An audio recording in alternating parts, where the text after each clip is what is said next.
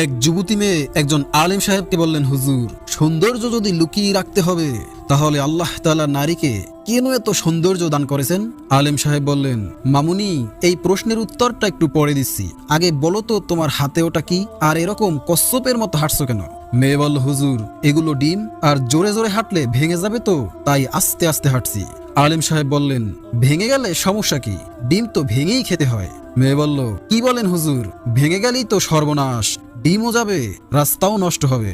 আলেম সাহেব বললেন, তার মানে তুমি ডিম ভেঙে খেতে চাও না? মেয়ে বলল, অবশ্যই ভেঙে খেতে চাই, কিন্তু রাস্তায় ভাঙবো কেন?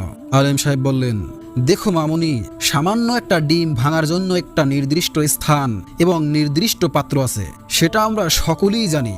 অথচ সৃষ্টি জগতের শ্রেষ্ঠ জাতি নারীর সৌন্দর্য যেখানে সেখানে প্রদর্শন করবে, নির্দিষ্ট কোনো জায়গা বা পাত্র থাকবে না, এটা কি কোনো যুক্তিযুক্ত হলো?